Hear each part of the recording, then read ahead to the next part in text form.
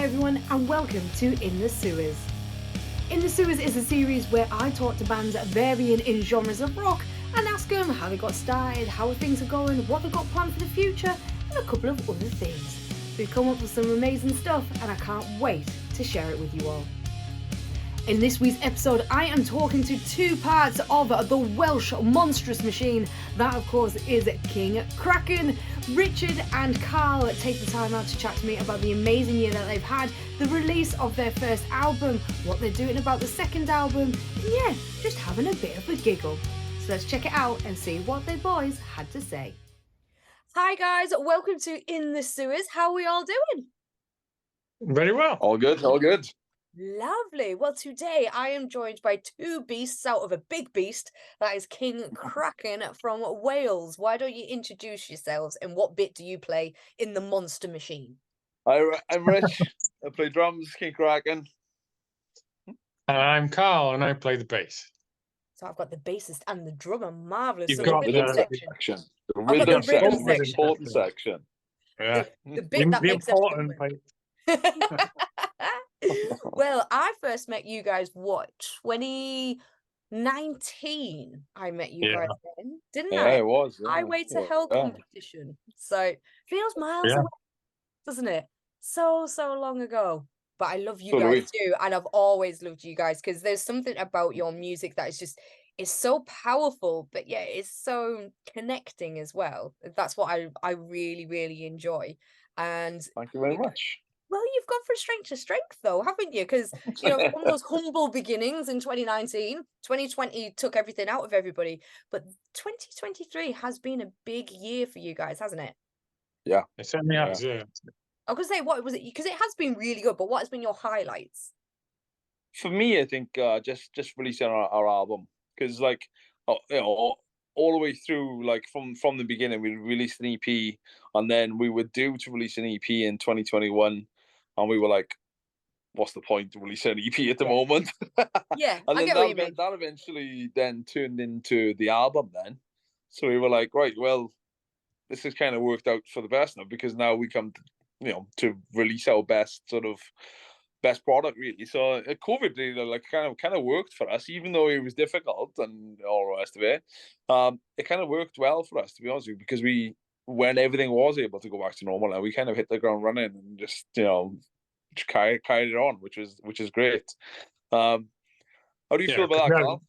Yeah, no, because we all had loads of drive because we felt like we were just in no man's land for ages, and then as soon as it started kicking off, everyone was just pumped, ready to go, and yeah, recording the album and then just setting it up to be released just was really good. Because that's the thing, because a lot of bands, they were so eager with the fact of like 2020 being such a dead year for everybody, and especially for our industry, the music industry, it really struggled. And a lot of people wanted to just get out there and done. But you guys you took your time with the fact that you could get back to doing what you guys all love, which is making great music. Yeah, it was a real realization, I think, because I think we played Birmingham O2 in like early part of 2020. I think it was February of 2020.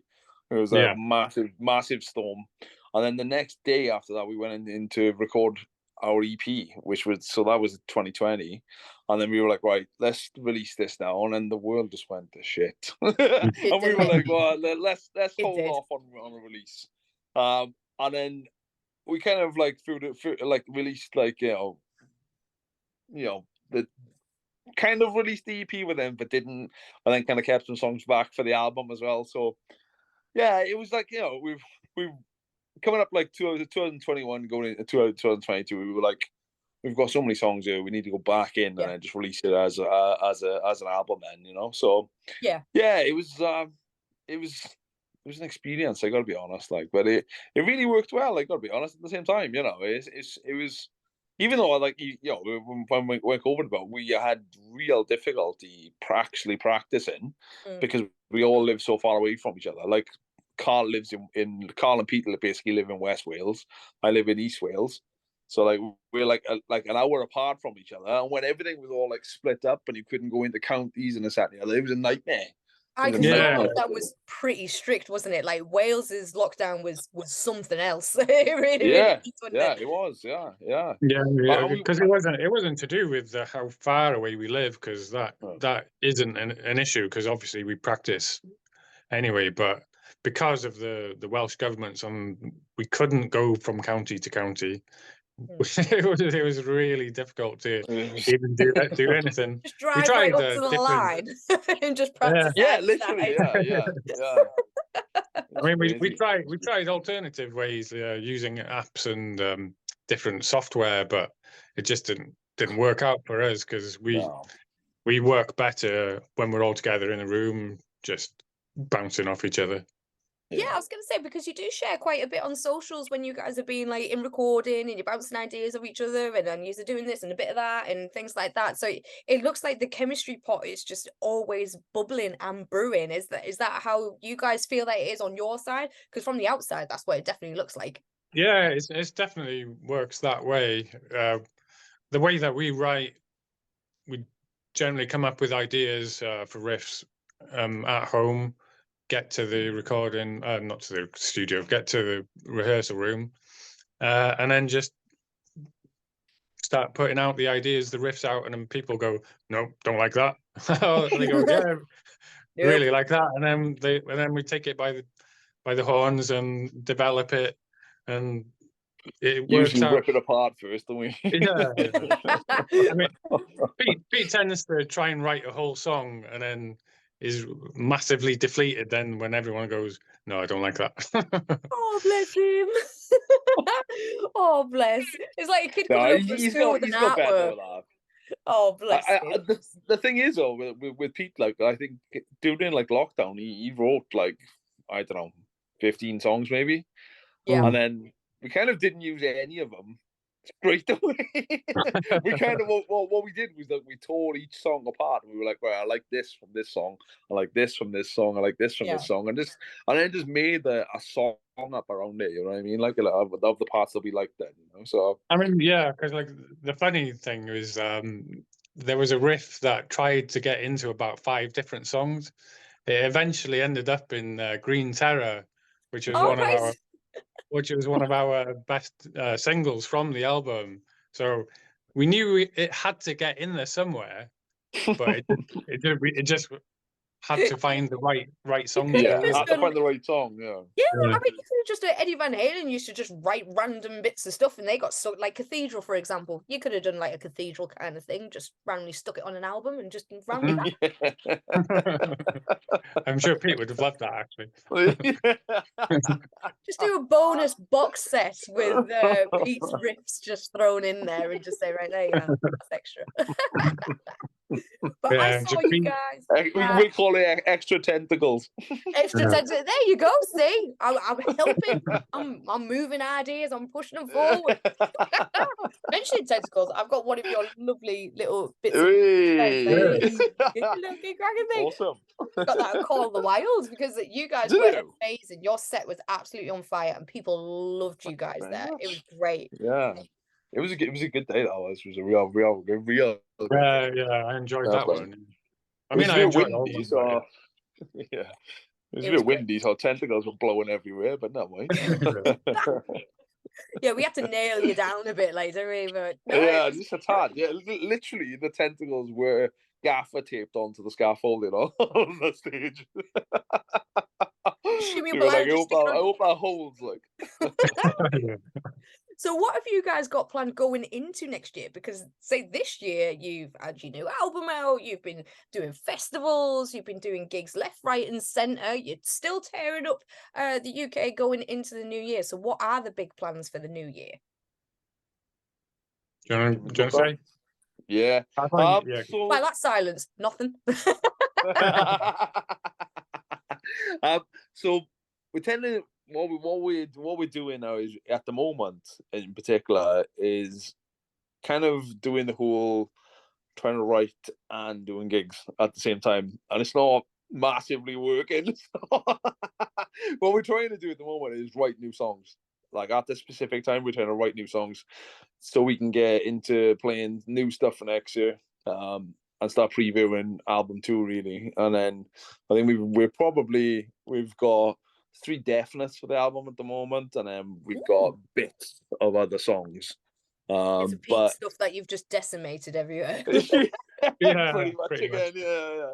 But yeah, it's all something like really, really good. Like we've really learned from album 1 and what we need to do, and knowing now that we've released like all these songs and things, and what's done best and what haven't worked, and this, that, and the other. So it's really like for us, like it's about learning now from what we not did wrong with the first album, but it's really like what worked with the first album. So Yeah, like, it's all right, a bit of a let's learning get this to let's Because we get this didn't to do work anything again. wrong with the album, obviously. curve. Nothing wrong with it. Absolutely no. Perfect. We just wanted to add a bit more to it. That's all it Yeah, is. we're just trying to hone in on what we've learned over the last year of after the release of the first album. So that's basically what we're aiming towards for next year when we do record album 2. Yeah, there's a lot of gigs that we can't talk about at the moment in coming up in like March and things like that. We're pretty much nailed down until like June next year, which is great. It's great for us because we kind of seen it as in like as we're writing, we still need to be gigging to keep ourselves fresh and keep ourselves in people's minds and all the rest of it. Yeah. But we're very, very conscious that we need some new material out there as well, so the name doesn't disappear from people's, you know what I mean, like from people's You mouths. guys will really never differ from people's minds. I don't think so. Because there's a lot of people that still remember you guys from that HRH event who still come and talk to me about it.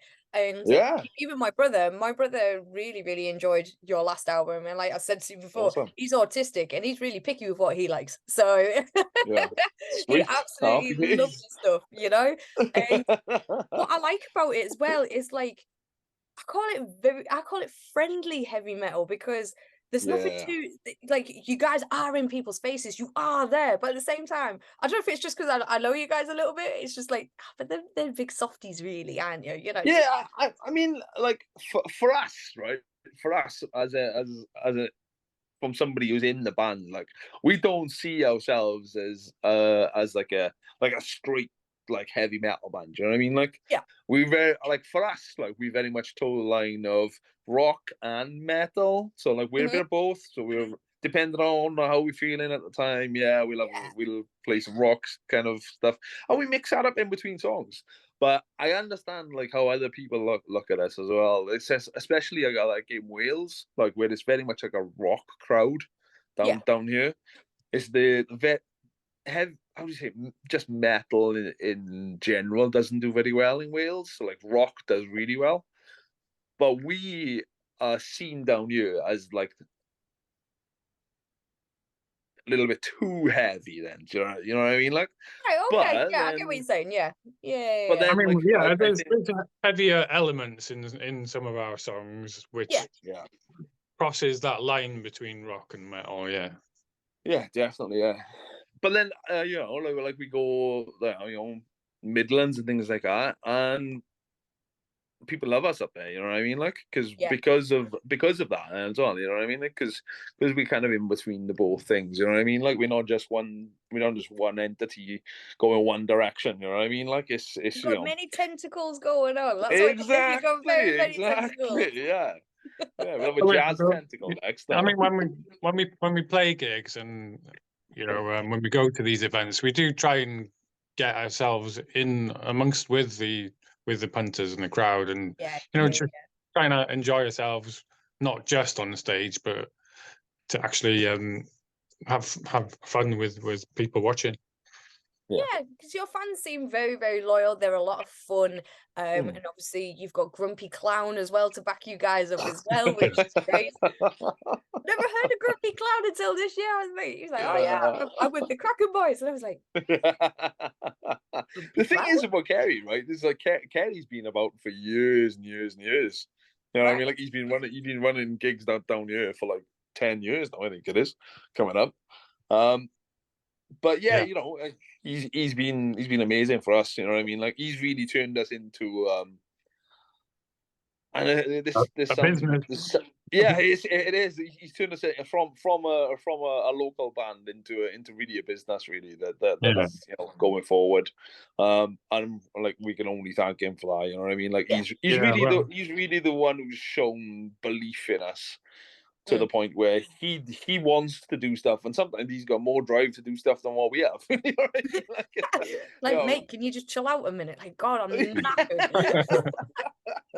It's great. We're, You know what I mean? Like, we're super lucky to have him on board here.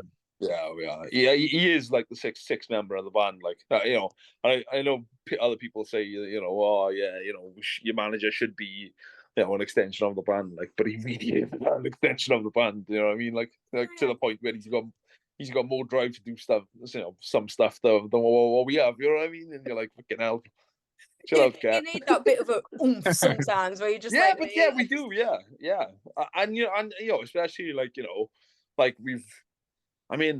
all together this year we've probably spent near enough 50 grand, like basically. You know what I mean? Like, ain't too shabby. So, yeah, you know what I mean? Like, so I mean, like we've bought a van. We've never done that before. Oh yeah, the Kraken van. Yeah. We've bought the van. We've done all that stuff now. So we've done like our first sort of tours and all the rest of it now, and it's been great to see that development as well because of him as well. Yeah. It's been really special, to be honest. It's been really good. We got a really good relationship with him as well. But that's which is great. Well. As long as she's all like each other, there's nothing worse than being stuck in a room or stuck in a van with five. Yeah, exactly. Yeah. Oh, there's always moments. There's always moments. I can imagine. I could definitely imagine. Now, what I was going to ask is, if nobody's actually listened to you guys before, what is one track that you would say this is definitely this like sums us up? What one track would you give them to listen? I would say my favorite is Man-Made Monster.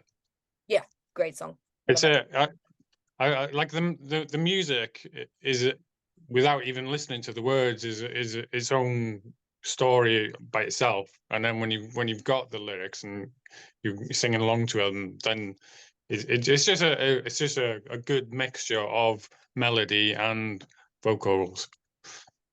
That's mine anyway. Yeah, mine would be Green Terror because, how would you say, again, the rock metal sort of border type of thing. You know what I mean? Like, it's heavy, it's not, but I think like people have like described us as like a heavier version of Clutch. I love that comparison myself because I'm a massive Clutch head. You know what I mean? Like, see that. I definitely see that angle. Yeah, definitely. And I think I personally think that's a good way to go because that's like it's not too heavy, it's not too light neither. So it's like and I think that's a good place to be because then when we do kick into heavier stuff, people are like, "Ooh, wasn't expecting that." But then when we kick into lighter stuff again, it's like, "Oh, I wasn't expecting that neither." So. Yeah. Spice in your life a little bit. Yeah. What a variety. Oh, variety is the spice of life, and I mean, we just write music without any actual intention, and if it sounds good to us, then we use it basically. Yeah. Yeah, that's just how you want to be. That's definitely how you should be. Like, there's no point in compromising on anything. Like, you guys, it's your band. You know what you like and what you feel. Obviously, fans do play an important part in it, but at the same time, it's just what seems right for you guys. Yeah. I think that going into album 2 now, like we said, we've learned a lot from album 1, and I think album 2's songs are very much more developed. They're very much more sort of what we are aiming for. Do you know what I mean? Like, and I think there's a definite, like I said, we've got 3 definites for album 2. And while still being King Kraken, they are something completely new as well. So it's great. Like, it's not nice to have that stuff coming along. I'm thinking, do you know what? You got a sparkly eye.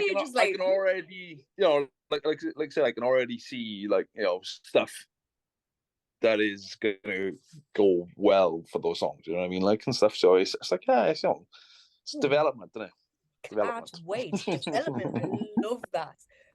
Hey everyone, sorry to interrupt the interview mid-flow.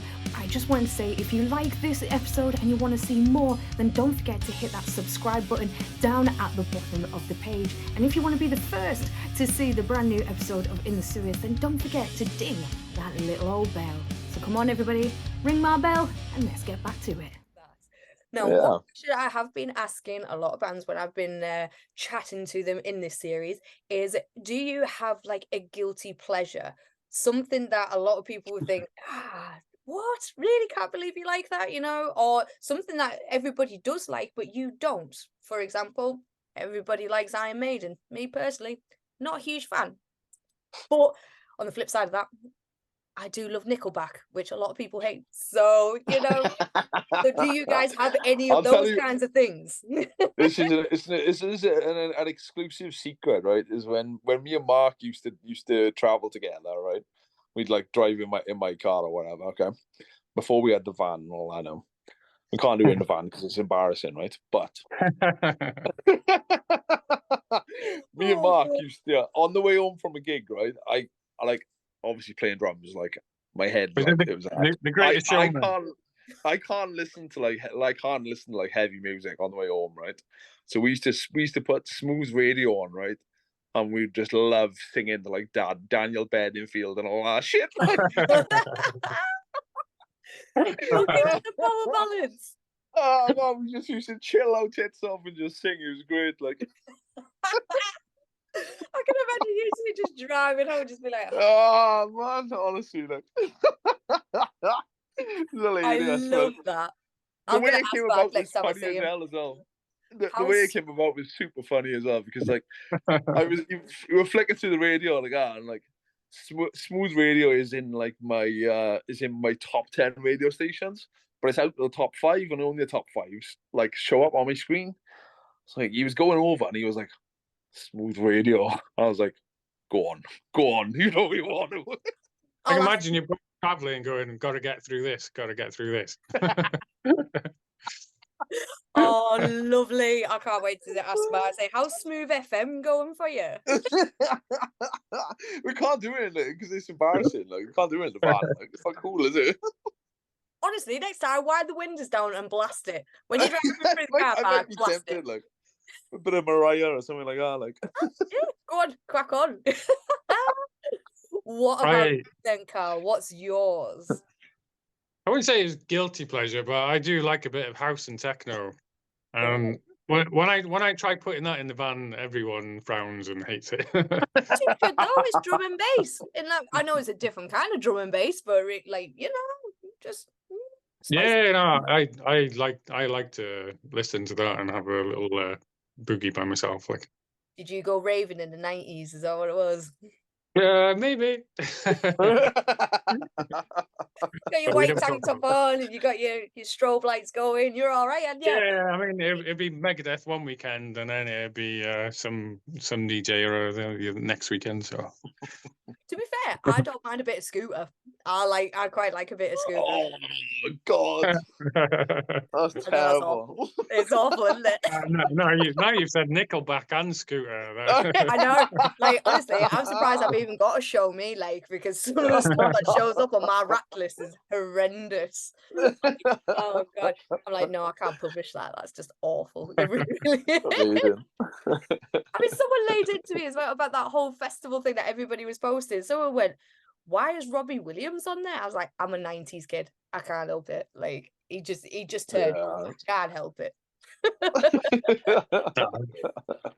Everyone enjoys a good sing along, though, don't they? It is a good sing-song, but unfortunately, boys, I am running out of time for this episode, I'm afraid. But I'm sure we're going to catch up in the new year. But on parting, I was wondering, what advice would you give anybody who maybe like yourselves? You guys are from Wales. It's a small country, normally associated with being very quiet, but you guys have come roaring out and you've done your thing. So if anybody was starting a band, what advice would you give them? Especially from the rhythm section. First thing is to choose your your specific taste or your own style of music. I mean, you could there's a easy. It's easy to sound like other bands, but it's more unique to find a sound that hasn't necessarily been done before. Yeah, I get what you mean. Yeah, because it's too easy to be a cover band or kind of sound like that kind of band and Yeah, live yeah, off that, but to find your own identity is always it. To find your yeah, own yeah. thing. I think mine would be not to be scared of taking chances, because I think with us, from our own perspective here, is we took a massive, I wouldn't say a leap of faith type thing, you know what I mean? But we very much seen it as in like, look, like we're not young guys anymore, you know what I mean? We need to do this or we don't do it. And I can remember saying to Carl at a festival, like, we spend this money on something we've always wanted to do. You know what I mean? Like, it's a lot of money, it's a lot of time and effort to put into stuff, but it's something we've all wanted to do for all of our lives. You know what I mean? We've all spent like 20 odd years playing. So I think the most I've never paid $4,000 for one CD before. Wow. It must have been something pretty special. Yeah, but it was money well spent when you look at it now, and I think when we were in the lead up to our album coming out, and we were like, okay, we got like all these like pre-order options and stuff like that, like, oh my god, how are we gonna be able to pay for this and all the rest of it? We put it out there and we didn't really need to worry about at all. And we were shitting ourselves about it because we were like, oh my god, like where's all this money coming from, boys? Where's all this money coming from? Yeah. And realistically, we didn't need to worry about it. It was great, you know what I mean? It was a real eye opener as to the scene like around us, and the love for us and things like that. Yeah. Because it's very hard to know where you are in the scene as well. I think it's difficult to know. It's difficult to know your position in sort of the national sort of scene. Like, but yeah, it was amazing. And if we didn't do that jump, we wouldn't be where we are now. If we didn't jump at it 2-footed, we would not be here. So beat yourself. Take it safe. You never know what's going to happen. Yeah, exactly. Just keep pushing yourself forward. Yeah. Oh, bless you. Well, thank you so much for taking the time out of your day to come and chat to little old me. I'm sure we're going to catch up somewhere very, very soon. Have you got anything coming out before the new year, or is everything going to be happening after the new year? Have you got anything exciting? Everything's coming out after the new year. All right, so you're having a bit of a lazy Christmas then. we're right in like fuck. So yeah. That'll do then. I'll take that. Well, take care of yourself, boys, and make sure you rest easy over the Christmas period, and we'll see you very soon. Yeah. Bye, boys. Thank you, Charlotte. Cheers. Thanks. Yeah. Bye. Thank you so much to Richard and Karl for taking the time out to chat to little old me.